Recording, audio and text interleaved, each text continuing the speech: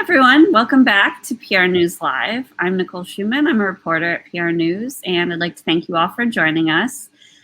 Just a little housekeeping. If you have any questions today, pop them into the comments, and we'll get to them throughout the chat if we can. If not, we'll take a look and get to them right at the end of the chat. So today, I'd like to welcome Michelle.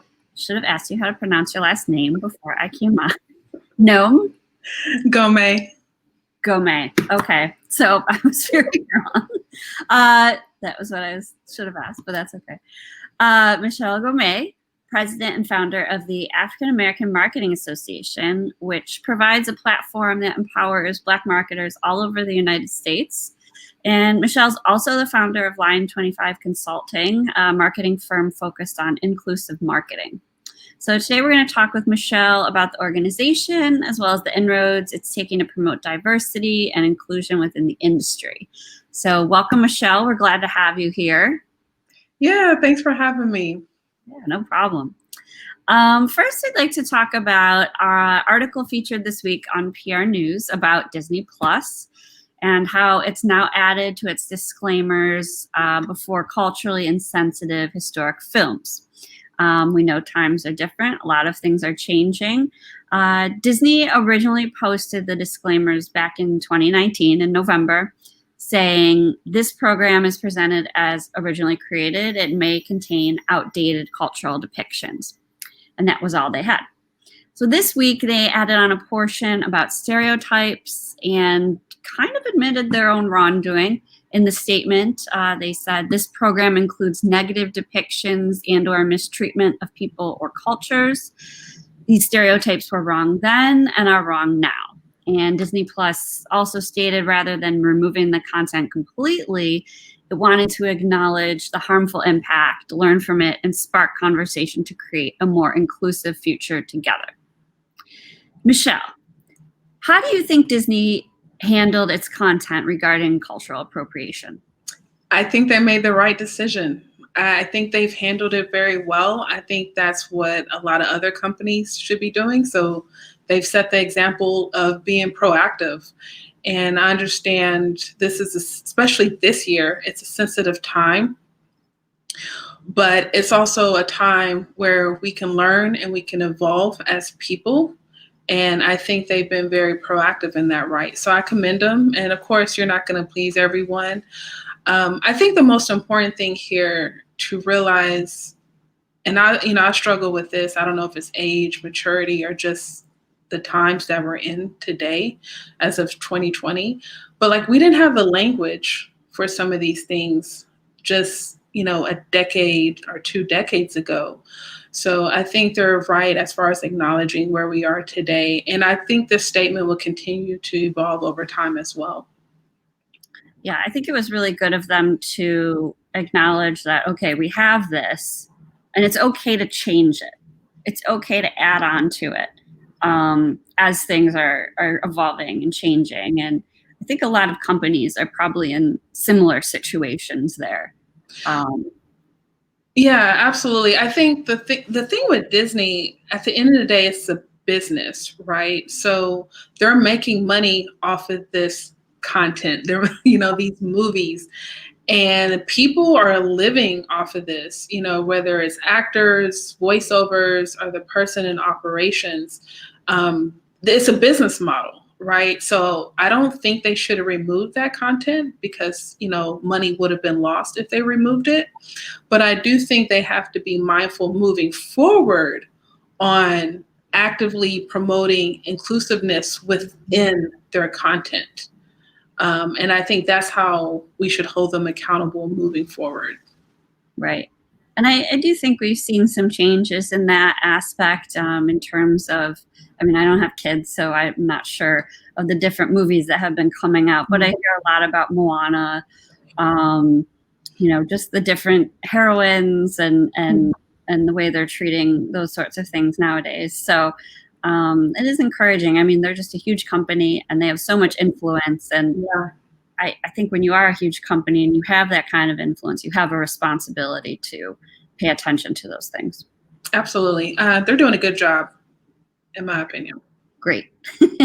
Well, if you, as the president of the African American Marketing Association, say so, then I think we're on the right track. So now I'd like to talk with Michelle a bit about the African American Marketing Association. What is it all about? When did it start? What are its goals? What does it offer to members in the community? And I'll let you go from there and just give us some information about it. Yeah, the African American Marketing Association, also known as AMA for short, we launched February 2019, specifically during Black History Month. At the time, according to my Googles, I didn't find any professional marketing associations, and I realized there was a lack of representation or misrepresentation when it came to Black images on all types of ads, digital, traditional, etc. And I was like, I know there are Black marketers are here, so how can we create this group? How can I galvanize, people, that way we can geek out on all things marketing? So we're here to foster the growth and development of Black marketers, creatives, and entrepreneurs. I think when we get into marketing, it's very broad. We have PR, we have advertising, we have sales, we have creatives, graphics, video. There's so many directions we can go under the marketing umbrella. So just providing education, whether it's career development or I say business development. We have a handful of professionals as well as a handful of entrepreneurs / agency owners, as well as freelancers. And we've been fortunate to have last year we had in-person events. Obviously this year we've transitioned to webinars early on. So we've discussed everything from analytics, PR, advertising, emergency crisis earlier this year. I'm in Houston, and one thing, we discussed, obviously the pandemic's a crisis, but we suffer from hurricanes. Right. And emergency crisis doesn't always have to be global. It could be regional. It can be local. It can be a fire. And once again, do you have that type of system in place? We have an upcoming event talking about the state of Black marketers. So we discuss an array of topics. And I think just like anything else, whether it's a book or a podcast, I think if you take one thing and learn it and apply it, it can, the ROI can be tenfold. I know you mentioned career development. I know a lot is, especially at agencies this year, a lot has been talked about, making strides and making changes to, diversify leadership at agencies and just the general workforce overall. Have you worked with any, or do they reach out to you, or are you looking to partner with agencies and brands that are, looking at their current diversity and inclusion initiatives and working with them on how to improve, whether it's career development or, Yeah, absolutely. We do have a job board. So we have marketing jobs from all over the nation. It is open. Of course, when we get those invites, members are exposed to those job offers first. And with that, we have HR professionals as well as marketing leaders reach out to us inquiring and posting on the job board. We've had small agencies that are probably not familiar with on a local level. We have universities, Amazon, HP. So many companies have reached out to us and utilized our job board. So it's been a blessing. And I have to okay, Michelle, you can't apply to every job you come across because I see it first. But yeah, it's definitely created some opportunities. And I think one of the most important thing is not only do we have a pool of talent, but it's like, that we're a professional organization, right? So people are educated, be it degrees, certification, these are skilled individuals. So it's like, hey, this is a qualified candidate. Can you review this resume? And hopefully this resume doesn't get lost in the shuffle of your online database. And I've been very fortunate to speak to over 80 HR professionals and marketing leaders in the past couple of months. So we're looking to make improvements and find just overall find the right fit for the job board as we continue to grow as an organization. Are you encouraged? I know with COVID, a lot of businesses have scaled back, so a lot of people are looking for work. Does it seem like it's increased? Your visits to your job board and Absolutely. Absolutely. It's definitely increased. One, because people are looking for Black talent. Two, because we are in a crisis. I think we know it's like, don't let a good crisis go to waste, right?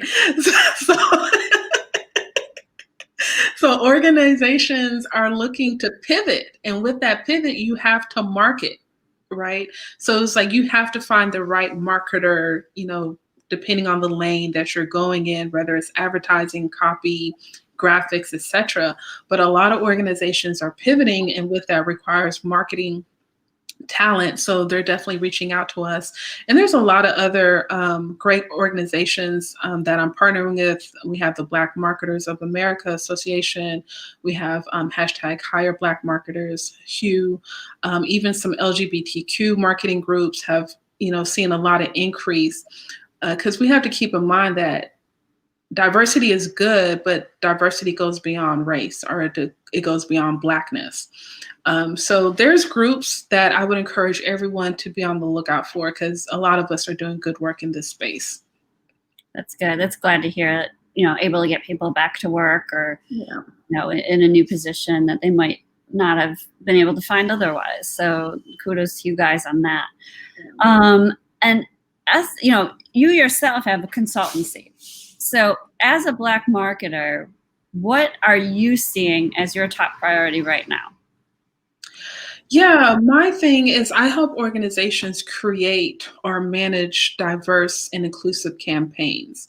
And with inclusive marketing, I look at it from a holistic approach, whereas do you have the talent to execute this campaign? Because and you look back in the past, there's been a lot of emphasis on multicultural marketing, where it's just, okay, we're going to market Coca-Cola to these Black people attending this Black event, right? Or vice versa. So it's a lot more activation with that.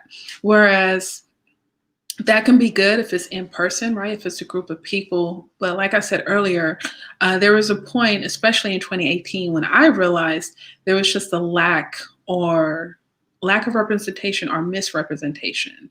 And so it's like, who's making these decisions?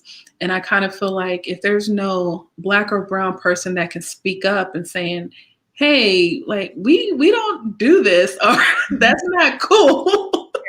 I think some of those commercials or mishaps could have been avoided. So I kind of come in and I help organizations as well as agency discuss what their content should say, or how the images should look, and kind of just oversee the campaign that they're currently working on. That's great. And I feel like, especially this year, I feel like some brands are definitely making an effort to promote more diversity in advertising and their campaigns. I think you see a lot of it in social media, which is nice, because diversity, it's such there's so many different demographics utilizing social media. So we had a chat with head of social at Giphy a few weeks ago, and talking about utilizing digital artists that they find online that are very popular. And I think, as you're saying, I feel like the more diverse voices you have in the room when you're creating a campaign is going to make that campaign that much better.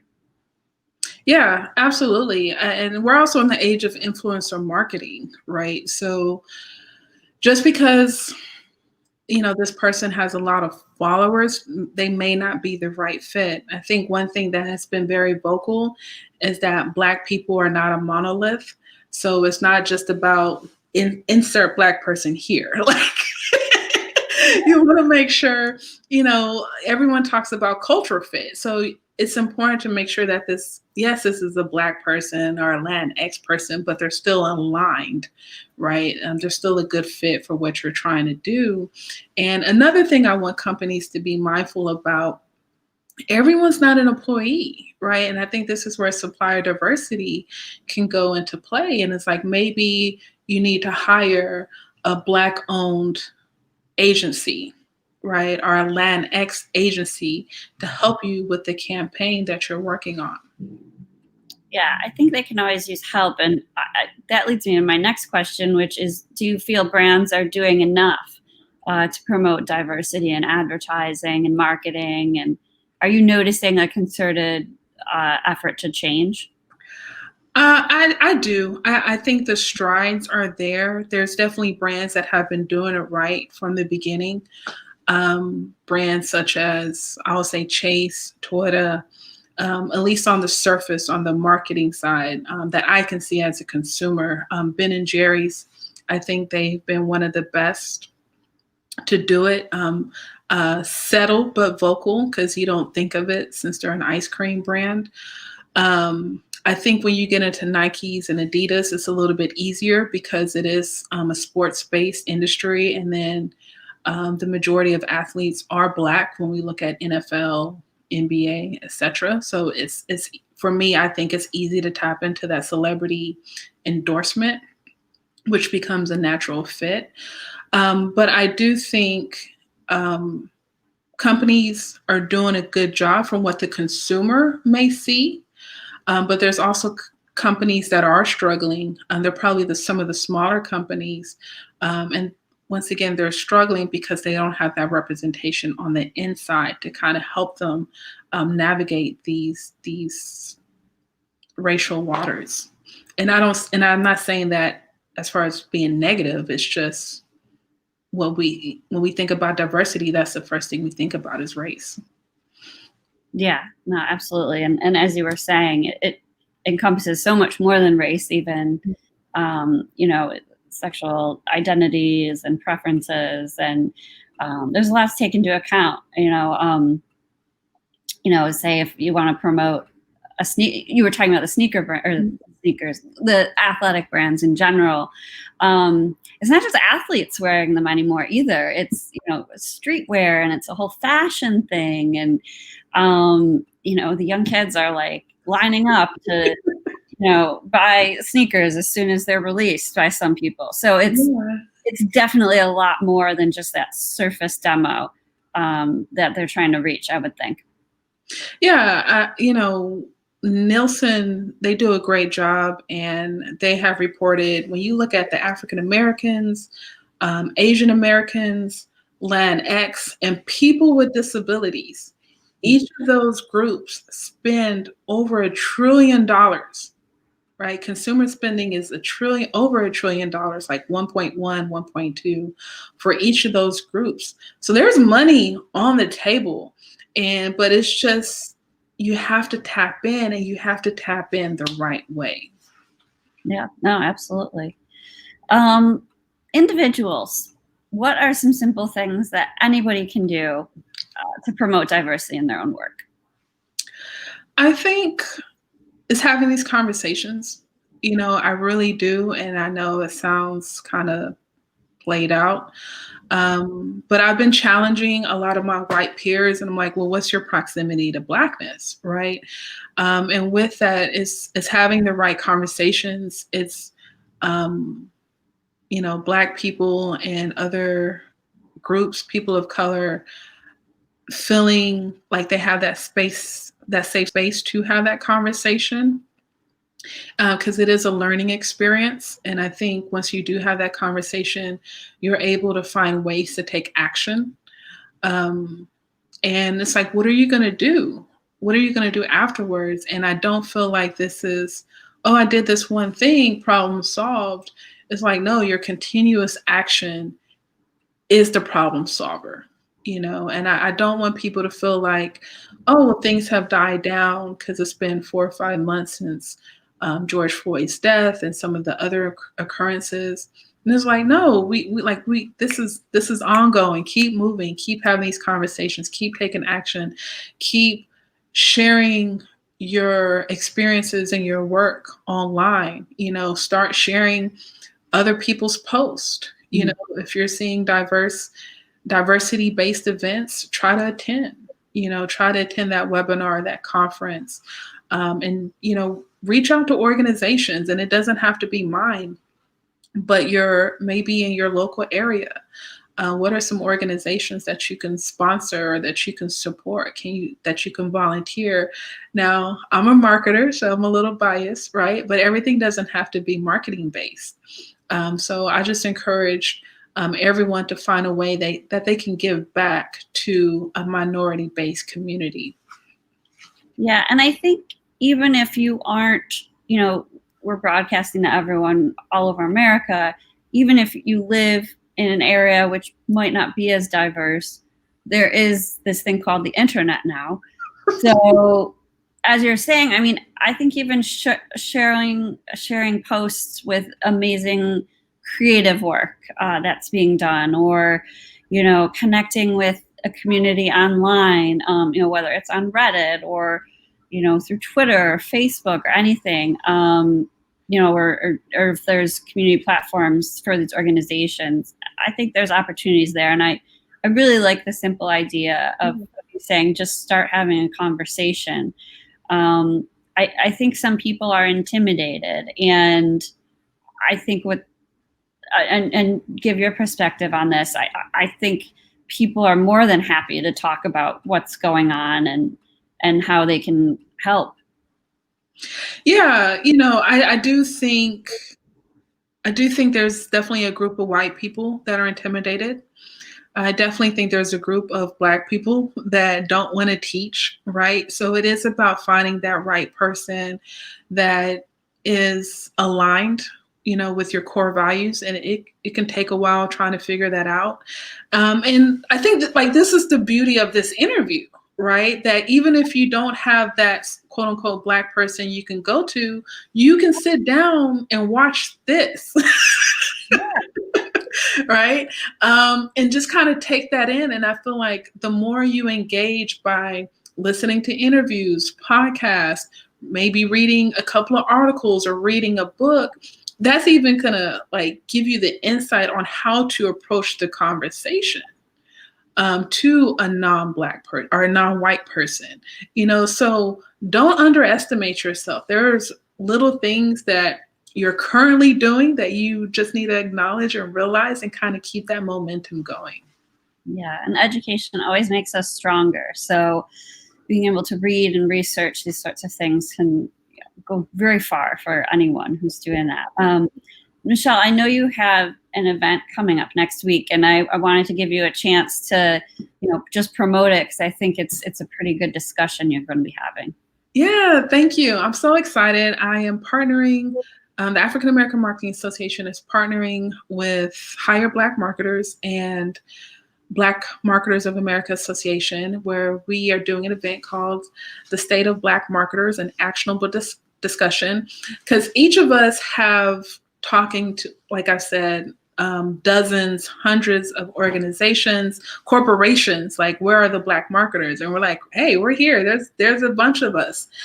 So we're going to talk about, the hot topics from George Floyd's death to what we're doing as marketers, the difference between marketing and advertising, and hoping that these HR leaders, these marketing leaders can get some insight, can get some answers to some of their questions. So I'm really excited. The event is next Tuesday, 7 p.m. Eastern Time. Tickets are $7, which is a great investment. And yeah, the link is there. We're on Eventbrite, Facebook, LinkedIn. If you have any questions, please reach out to me or any one of the ladies. But this is going to be an awesome event. I'm very excited.